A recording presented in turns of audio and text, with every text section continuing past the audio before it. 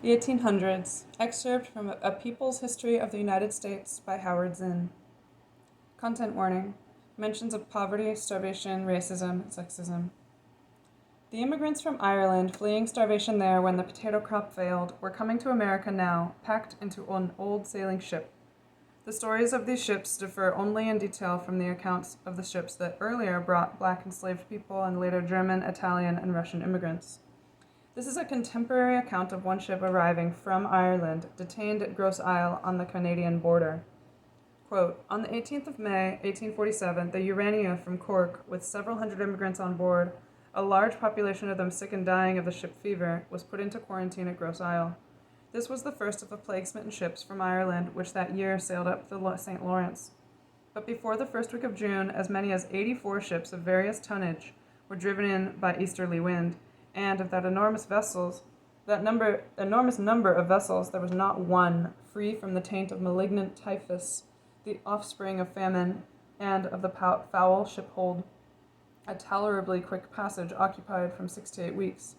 Who can imagine the horrors of even the shortest passage in an immigrant ship, crowded beyond its utmost capacity for stowage with unhappy beings of all ages, with fever raging in their midst, the crew sullen or brutal from very desperation, or paralyzed with terror of the plague, the miserable passengers unable to help themselves or afford the least relief to each other, 1/4 or 1/3 or 1/2 of the entire number in different stages of the disease, many dying, some dead, the fatal poison intensified by the indescribable foulness of the air, breathed and rebreathed by the gasping sufferers, the wails of children, the ravings of the delirious, the cries and groans of those in mortal agony. There was no accommodation of any kind on the island. Sheds were rapidly filled with the miserable people. Hundreds were literally flung on the beach, left amid the mud and stones to crawl on the dry land how they could. Many of these gasped out their last breath on that fatal shore, not able to drag themselves from the slime in which they lay. It was not until the 1st of November that the quarantine of Grosse Isle was closed. Upon that barren isle, as many as 10,000 of the Irish race were consigned to the grave pit. How could these new Irish immigrants, themselves poor and despised, become sympathizers with the black slave who was becoming more and more the center of attention and the subject of agitation in the country? Indeed, most working-class activists at this time ignored the plight of black people. Eli Moore, a New York trade union leader elected to Congress, argued in the House of Representatives against receiving abolitionist petitions. Racist hostility became an easy substitute for class frustration. On the other hand, a white shoemaker wrote in 1848 in the All, the newspaper of Lynn shoe factory workers, quote, we are nothing but a standing army that keeps 3 million of our brethren in bondage, living under the shade of Bunker Hill Monument, demanding in the name of humanity our right, and withholding those rights from others because their skin is black. Is it any wonder that God in his righteous anger has punished us by forcing us to drink the bitter cup of degradation? The anger of the city poor often expressed itself in futile violence over nationality or religion. In New York in 1849, a mob, largely Irish, stormed the fashionable Astor Place Opera House, where an English actor, William Charles Macready, was playing Macbeth in competition with an American actor, Edwin Forrest, who was acting the same role in another production.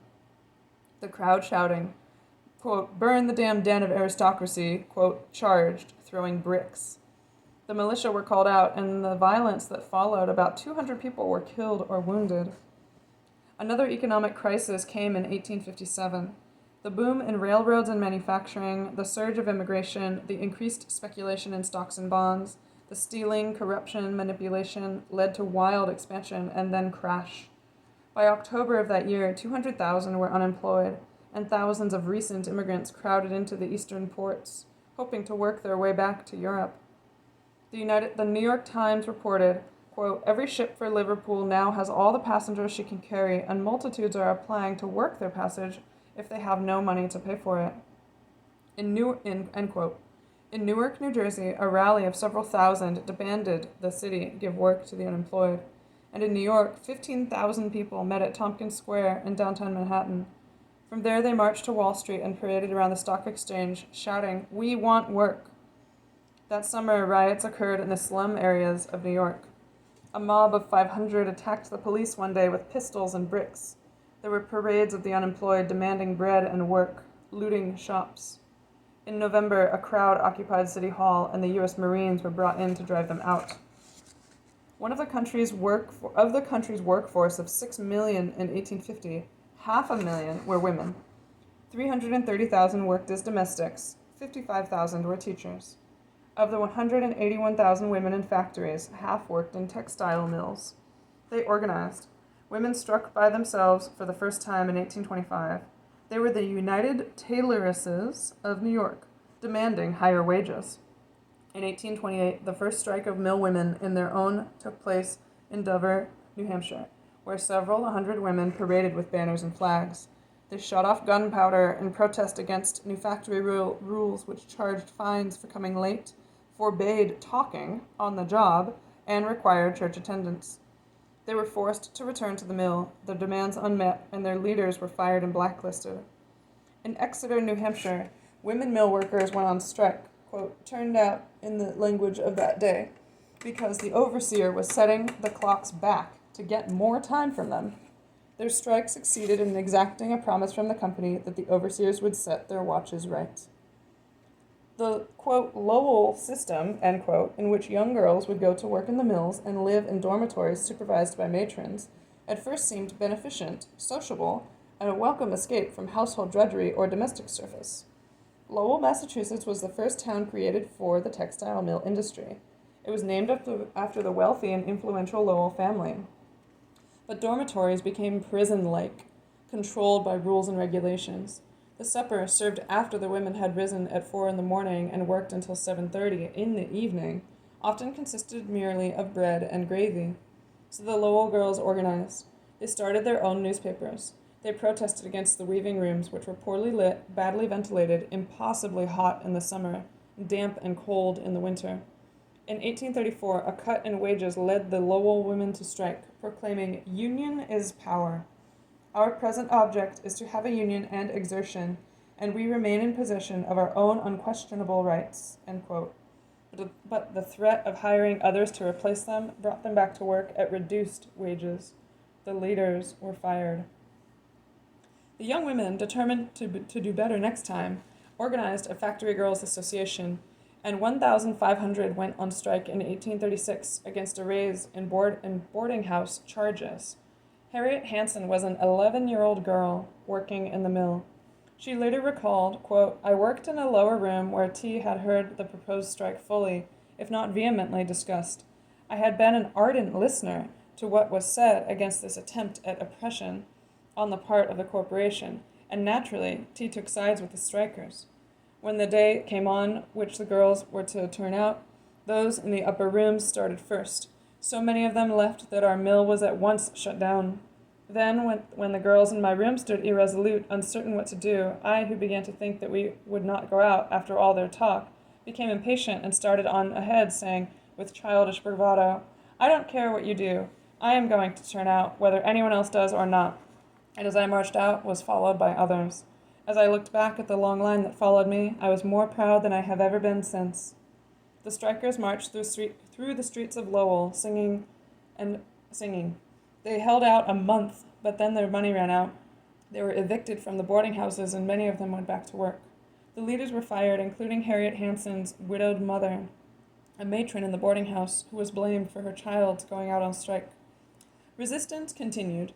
One mill in Lowell, Herbert Gutman reports, discharged 28 women for such reasons as misconduct, disobedience, impudence, levity, and mutiny. Meanwhile, the girls tried to hold on to thoughts about fresh air, the country, a less harried way of life. One of them recalled, quote, "I never cared much for machinery. I could not see into their complications or feel interested in them. In sweet June weather, I would rather lean far out the window and try not to hear the unceasing clash of sound inside." In New Hampshire, 500 men and women petitioned the Amoskeag Manufacturing Company to not cut down an elm tree to make space for another mill. They said it was, quote, "a beautiful and goodly tree, representing a time when quote, the yell of the red man and the scream of the eagle were alone heard on the banks of the Merrimack, instead of two giant edifices filled with the buzz of busy and well-remunerated industry," end quote. In 1835, 20 mills went on to strike to reduce the workday from 13.5 hours to 11 hours to get cash wages instead of company scrip, and to end fines for lateness. 1,500 children and parents went out on strike, and it lasted 6 weeks. Strikebreakers were brought in, and some workers went back to work, but the strikers did win a 12-hour day and 9 hours on Saturday. That year and the next, there were 140 strikes in the eastern part of the United States.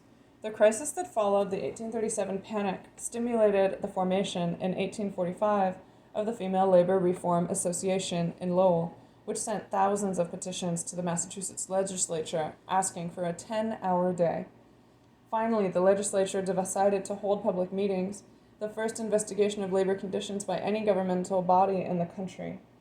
Eliza Hemingway told the Committee of the Air, thick with smoke from oil lamp burning before sunset and after sundown. Judith Payne told of her sickness due to work in the mills, but after the committee visited the mills for which the company prepared by doing a cleanup job, it reported, quote, "Your committee returned fully satisfied with the order, decorum, and general appearance of things in and around the mills could not be improved by any suggestion of theirs or by any act of the legislature," end quote. The report was denounced by the Female Labor Reform Association, and they worked successfully for the committee chairman's defeat at the next election, even though they could not vote. But not much was done to change conditions in the mills.